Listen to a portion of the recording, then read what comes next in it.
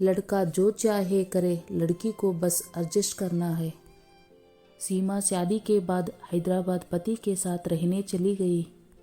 अकेले ही घर संभालना था। सास शादी के बाद 1 महीने रहकर चली गई थी। सास के जाने के बाद कुछ दिन अकेले ही सब संभालने की कोशिश कर रही थी।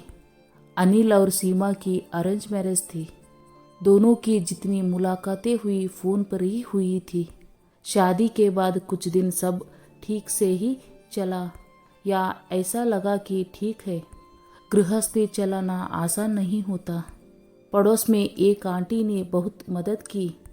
अनिल ने कहा, मैं काफ़ी बिजी हूँ, जो भी चाहिए ऑनलाइन मंगा लेना। कुछ दिनों बाद अनिल ऑफिस के दोस्तों को घर पर खाने पे बुलाया। सीमा ने सारा इंतज़ाम कर लिया।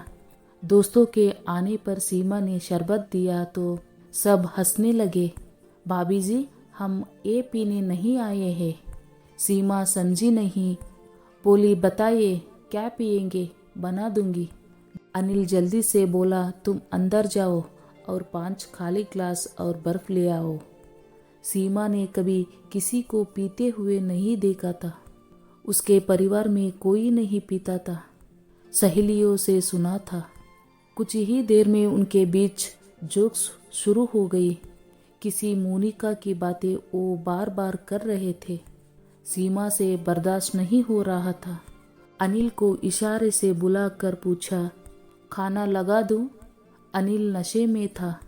सारे दोस्तों का बुरा हाल हो चुका था। कुछ ही देर में सब वही सो गए। सीमा भी कमरे में जाकर रोते रोते सो गई। अनिल का ये रूप सीमा ने पहली बार देखा था। दूसरे दिन अनिल ने सीमा से माफ़ी मांगी। शर्मिंदा हो बोला, आगे से ऐसा नहीं होगा। सीमा चुप रह गई। एक दिन अनिल की पॉकेट से फिल्म की 2 टिकट मिली तो पूछा, क्या बात है?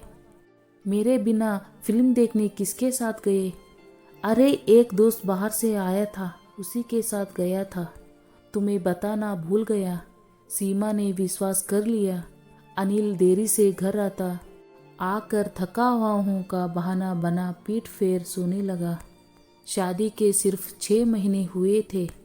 एक दिन आंटी की बेटी बोली, भाभी थोड़ा मेरे साथ बाजार चलोगी? माँ आज बिजी है, आप चलिए, हम भैया के आने के पहले आएंगे। सीमा ने बताने के लिए फ़ोन किया पर फ़ोन बिजी था। सोचा क्या ही पूछना है, आकर बता दूंगी। मॉल में किसी लड़की के साथ अनिल मॉल के एक रेस्टोरेंट में दिखा।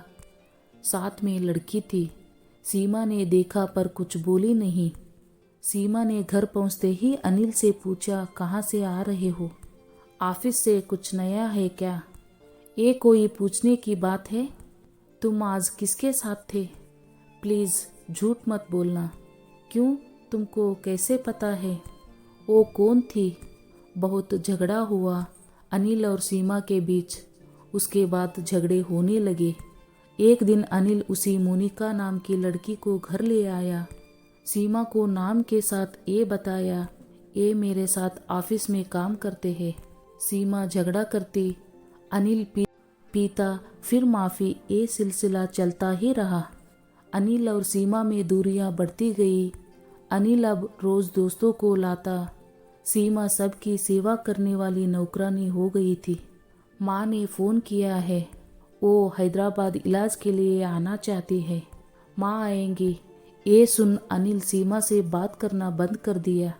सीमा ने कहा, मेरी माँ के सामने तुम ऐसा वैसा मत करना। अनिल सास के आने के बाद नाश्ता कर ऑफिस जाने लगा तो सीमा ने कहा, हमें अस्पताल छोड़ दो, मेरी आज ज़रूरी मीटिंग है, तुम टैक्सी से चली जाओ। सीमा को दुख हुआ पर कुछ नहीं बोली। माँ को आंटी ने बता दिया, आपकी बेटी सुखी नहीं है, रोज़ झगड़ा होता है। माँ ने बेटी से बिना किसी बात जाने कह दिया, बेटी झगड़े मत किया करो, एडजस्ट तुम ही कर लो। आज शादी की सालगिरह है, हम कहीं घूम आते हैं। सीमा ने अनिल से पूछा, देखता हूँ, जल्दी आता हूँ। सीमा इंतज़ार करती रही, ना फ़ोन उठाया ना ही फ़ोन वापस किया। आज सीमा का सब्र टूट गया। आंटी के पास जाके उनकी गोद में सिर रख रोने लगी। आंटी सीमा की इतनी करीब हो चुकी थी, जो बात उसकी माँ नहीं समझती वो समझ जाती थी। आंटी ने कहा, अनिल को छोड़ दो, पढ़ी लिखी हो, कहीं जॉब कर लो। आंटी शादी से पहले जॉब करती थी, इन लोगों ने छुड़वा दिया था। मेरे पिताजी बोले इतना अच्छा रिश्ता है, बाद में अनिल को जॉब के लिए मना लेना, पर इन्हें तो मेरा बाहर जाना भी पसंद नहीं है। आंटी की बेटी शैली ने कहा, मेरे ऑफिस में पोस्ट खाली है, जॉब तुरंत मिल गई। शैली ने एक गर्ल्स हॉस्टल में बुकिंग कर दी। 1 हफ्ता में सब सेट कर लिया था। 1 तारीख से जॉब लेनी थी।